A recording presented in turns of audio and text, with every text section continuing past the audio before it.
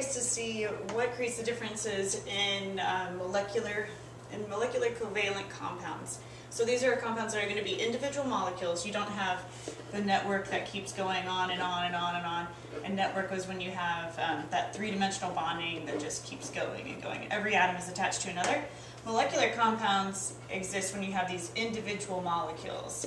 And there's very little attraction between them. We can see bonds would hold this whole clump together because it would be much larger. Just keeps going and going and going.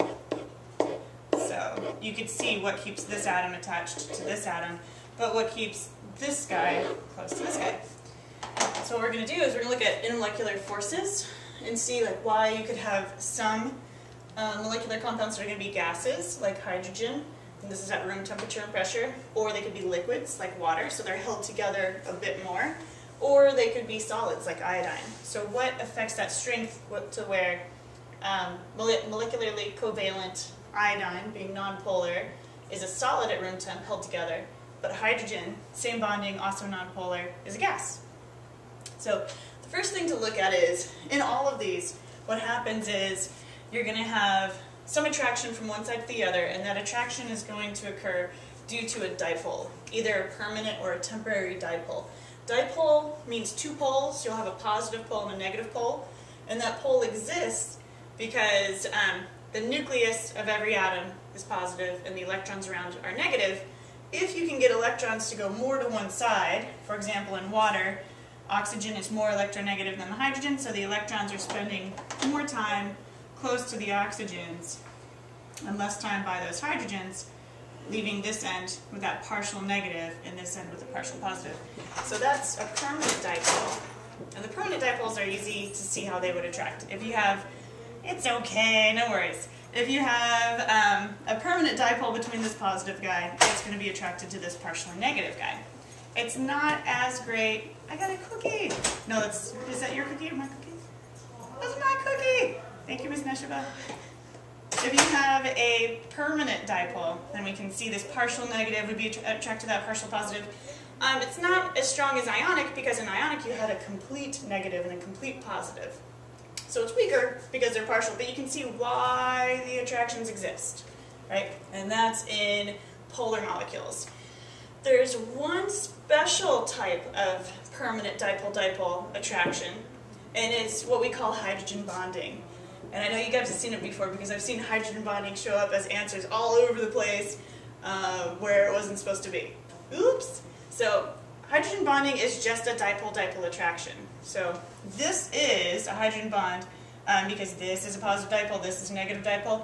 What makes it hydrogen bonding instead of regular dipole-dipole is the fact that this bond between the oxygen and hydrogen is about as polar as they come. The most polar bond you can get is HF, meaning this is super partial negative and this is super partial positive. After that we have HO, again super partial negative, super partial positive, and HN. Okay, so they're all, what's special about the hydrogen bond is it is a more extreme partial negative and more extreme partial positive, so they act like better magnets. And to the physics teachers, sorry, I know magnets aren't really electrons being collected, it's electrons spinning in one direction. That Hund's rule, how they all go up first and then start to pair. So let's see what would happen in HCl versus HF. So let's see. Draw the attractions that would occur between two molecules of each, and which one would be more attracted and why.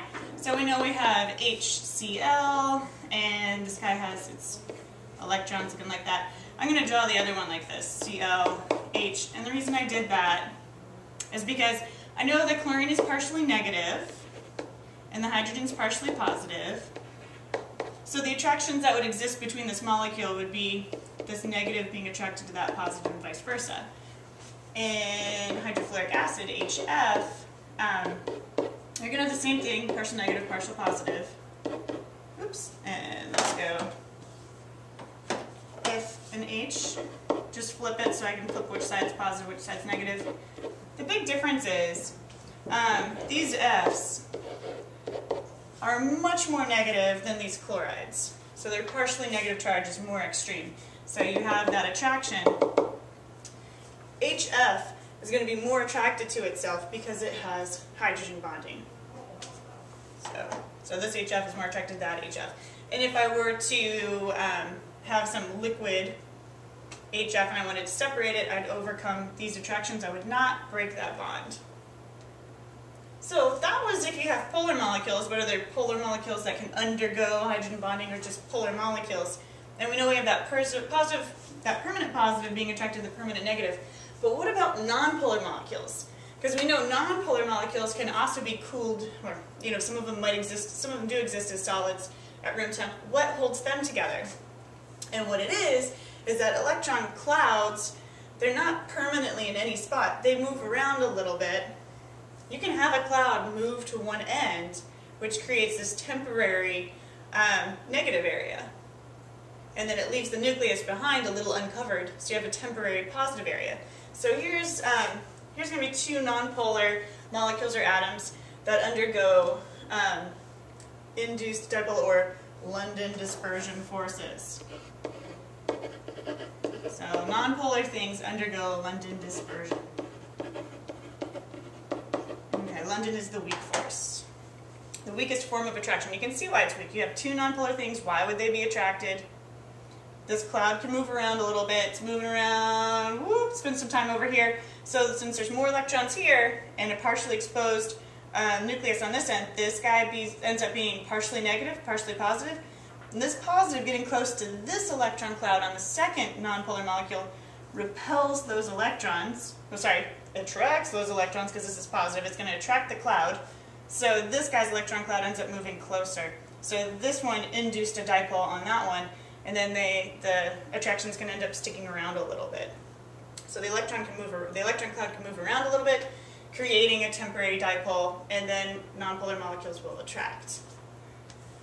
What affects the dipole that you can have, that temporary dipole, what affects the London dispersion forces is the bigger the cloud, the bigger the temporary dipole, the stronger the attraction.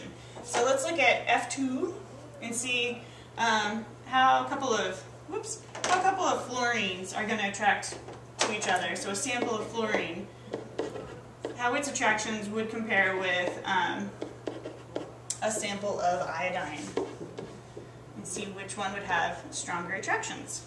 Let's separate that in distance. So, alright. So what I look at is, I can see that each fluorine has 9 electrons, so I've got 18 electrons floating around here. So it's going to be tiny, little 18 electrons. It's nonpolar, they're spread throughout. They can move around a little bit. Let's show the induced dipole. Let's say they're moving, moving, moving. All of a sudden, let's say the cloud goes this way. Oh, okay, so the cloud's on this side now. So it moved down a little bit, making this partially negative, really tiny, and leaving behind the nucleus, the nuclei being exposed, partially positive. Okay, so then this partial negative is going to repel these electrons. They're going to move away because they're the same charge. So this negative cloud repels this negative cloud, leaving partially positive, partially negative. Okay, so there's their temporary induced dipole attracting the two. And then with iodine, iodine's going to have 106 electrons for these two I2s. So this guy's going to be a much larger electron cloud. So you have more electrons that are kind of moving all over the place. And so it's much better at inducing a dipole, or creating a temporary dipole. If that cloud moves, look at that. That's nice. We've got an exposed nuclei over here, and we have this huge negative region sticking out and repelling this cloud, pushing this guy's electron cloud down here. So now this one ends up having also exposed nuclei being positive and being attracted to this negative area, this electron cloud, and having partial negatives sitting over here. It's still not as good as two polar molecules, but you are going to have this attraction. And iodine is a solid at room temp. It's held together, where fluorine is going to be a gas.